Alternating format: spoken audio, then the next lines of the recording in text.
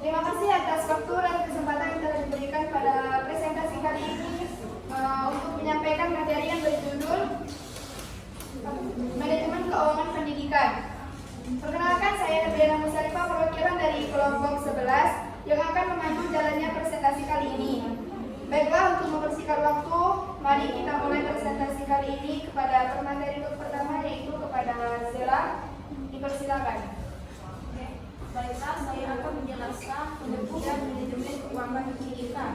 Menurut Tanam Kata, pembiayaan pendidikan adalah sejumlah uang yang dihasilkan dan dimanfaatkan untuk membiayai kebutuhan pendidikan seperti gaji guru, pengadaan sarana dan prasarana, peningkatan profesionalitas guru, kegiatan ekstrakurikuler, kegiatan pendidikan dan lain-lain. Sementara itu, Sulistyo ini memaknai manajemen keuangan dalam arti sempit yang berarti pembukuan.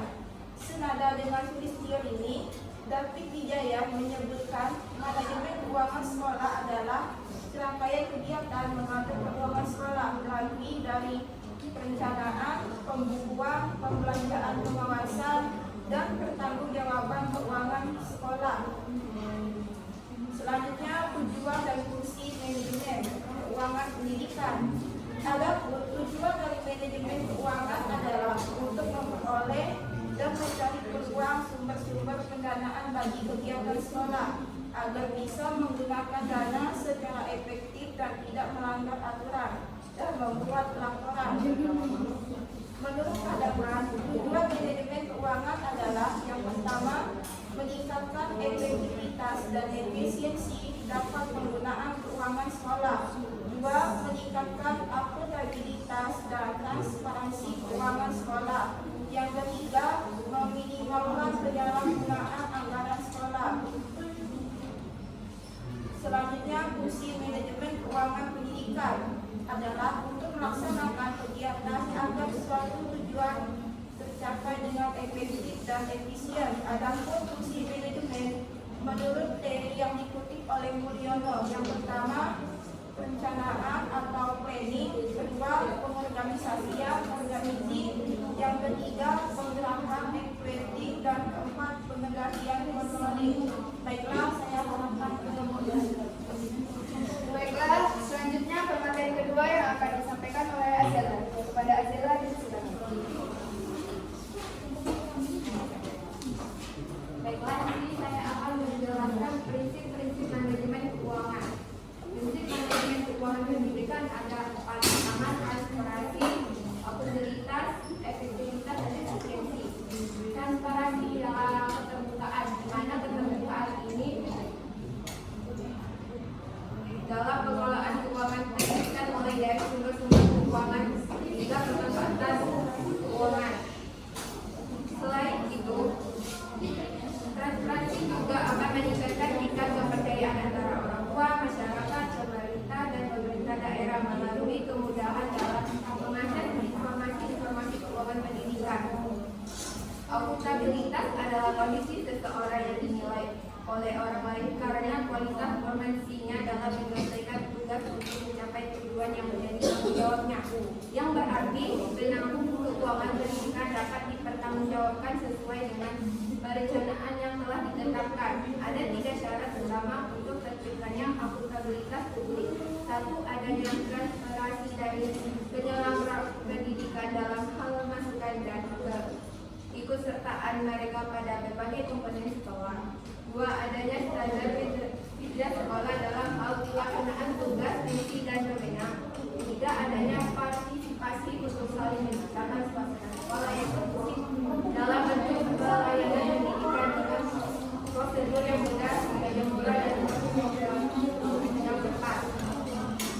4. Ada efektivitas pencapaian tujuan yang telah ditetapkan.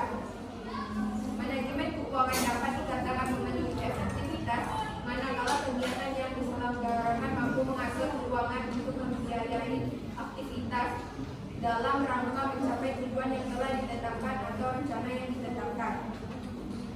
Efisiensi perbandingan antara masukan atau bisa disebut input dan keluaran output antara daya dan hasil.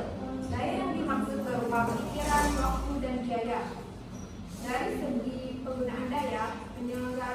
kegiatan pendidikan dapat efisien, dapat memanfaatkan waktu, tenaga, dan biaya yang sebesar-besarnya, namun dapat mencapai tujuan yang telah direncanakan. Selanjutnya akan saya serahkan kepada Bapak. Baiklah, selanjutnya materi ketiga yang akan disampaikan oleh Desi Ratnasari. Kepada Desi, dipersilakan. Baik, saya akan menjelaskan dampak kekurangan dana operasional. Dampak yang terjadi akibat kekurangan dana ini meliputi: yang pertama, orang tua siswa harus membayar sumbangan tambahan meskipun TK berstatus negeri yang dapat menjadi beban ekonomi bagi keluarga, terutama yang kurang mampu. Yang kedua, kebutuhan ruang belajar yang tidak terpenuhi membuat sebagian kelas harus menggunakan ruang UKS, perpustakaan, dan ruang PUMG sebagai ruang belajar yang bisa mengganggu fungsi ruang tersebut. Yang ketiga, terbatasnya dana juga berdampak pada fasilitas keamanan, seperti belum lengkapnya pagar keliling yang telah menyebabkan kehilangan barang elektronik TK karena pencurian.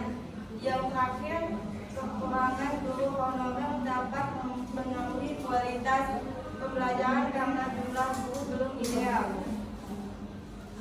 Selanjutnya saya akan menjelaskan mengatasi masalah manajemen keuangan pendidikan. Dari kasus di atas, manajemen keuangan yang tepat untuk mengatasinya antara lain: yang pertama, perencanaan dan penganggaran yang lebih optimal untuk menyesuaikan penerimaan dana dengan kebutuhan operasional, termasuk pembayaran gaji, guru honorer, dan pemeliharaan gedung. TK ini sudah menerima bantuan operasional pendidikan atau BOP dari pemerintah. Namun dana tersebut tidak mencukupi sehingga harus ada alokasi tambahan melalui sumbangan orang tua siswa yang mendapat izin dari dinas pendidikan setempat.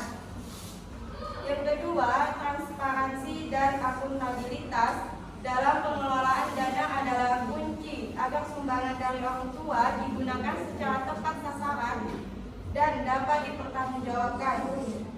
Misalnya untuk gaji guru honorer, penjaga, dan pemeliharaan fasilitas. Yang ketiga, upaya advokasi ke dinas pendidikan agar mendapat tambahan alokasi dana dalam bentuk bantuan sarana prasarana dan penambahan guru yang ideal sesuai jumlah siswa guna mengatasi kekurangan ruang kelas dan tenaga pengajar. Yang keempat, diversifikasi sumber pendanaan seperti menjalin kemitraan dengan pihak ketiga atau donatur lokal dapat membantu menambah dana operasional tanpa memberatkan orang tua siswa. Selanjutnya saya serahkan kepada Bapak. Baiklah, sekarang kita buka sesi tanya jawab. Yang ingin bertanya dipersilakan disebutkan nama dan email. Izin bertanya kepada kelompok 10. Perkenalkan, nama saya Jaya Putri Aplikasari dengan NIM 25014150. Saya ingin menanyakan kepada kelompok kalian pada bagian prinsip manajemen keuangan pendidikan yang telah dijelaskan oleh Azra tadi. Yang ingin saya tanyakan, bagaimana tanggapan kelompok kalian jika suatu lembaga sekolah tidak bisa memanajemenkan keuangan untuk memenuhi kebutuhan sekolah, sedangkan dana yang dikeluarkan sudah banyak, tetapi kebutuhan sekolah masih belum terpenuhi. Sekian, terima kasih. Baiklah, terima kasih kepada Dea. Selanjutnya kepada Amelia, dipersilakan.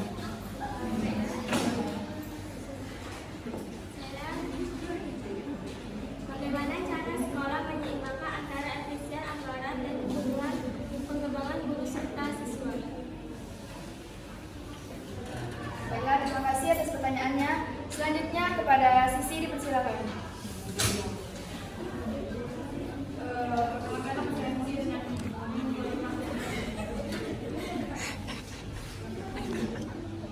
Bagaimana solusi yang dapat dilakukan jika anggaran sekolah terbatas tetapi kebutuhan pendidikan meningkat? Baiklah, untuk pertanyaannya kami tampung dulu. Terima kasih atas pertanyaannya.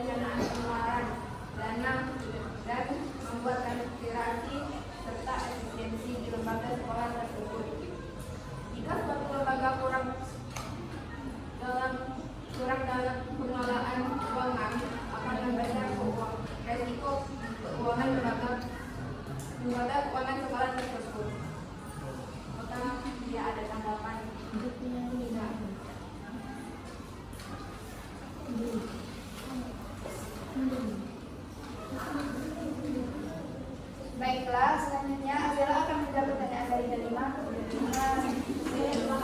Oh, Azela.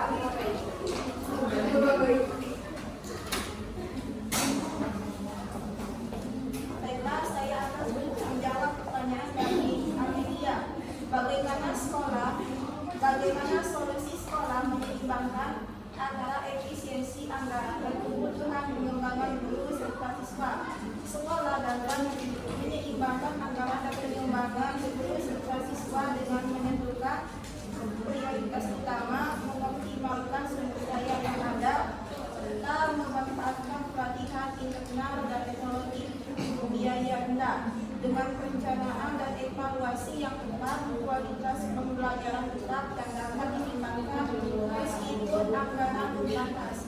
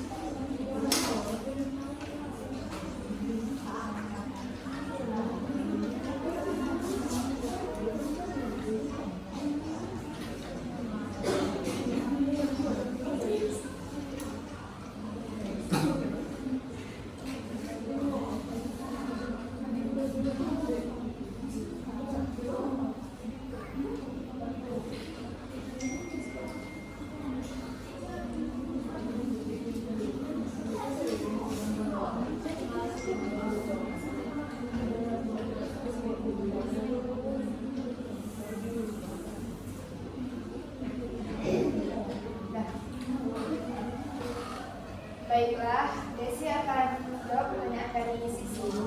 Kepada Sisi untuk mendengarkannya. Sisi.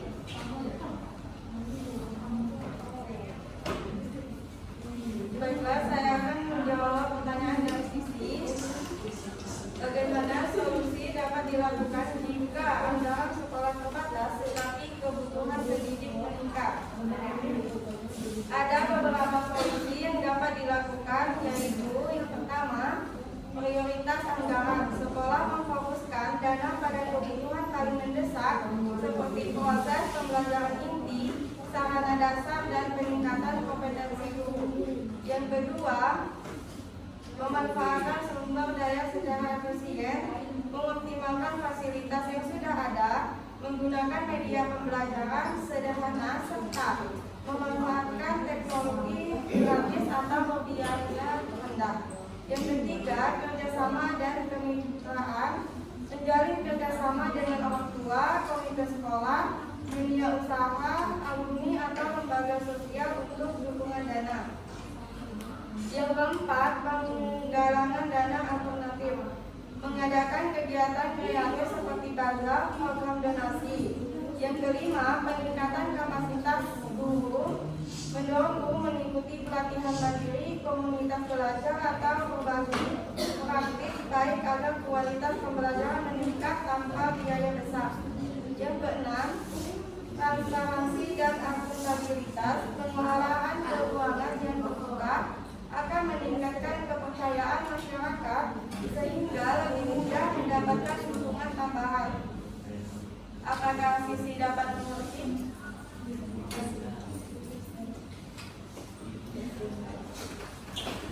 Baiklah, apakah ada tanggapan?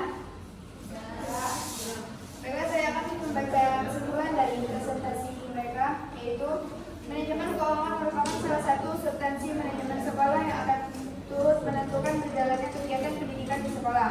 Sebagaimana yang terjadi di substansi manajemen pendidikan pada umumnya, kegiatan manajemen keuangan dilakukan melalui proses perencanaan,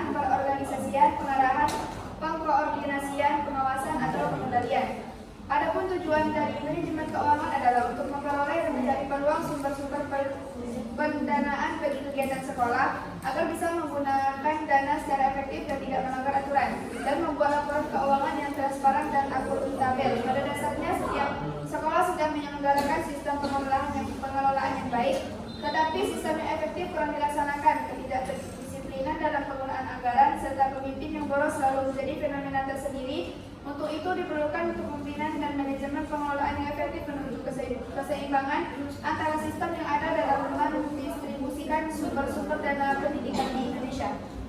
Baik, mungkin cukup itu saja presentasi kali ini. Saya tutup. Wabillahi taufiq wal hidayah. Wassalamualaikum warahmatullahi wabarakatuh.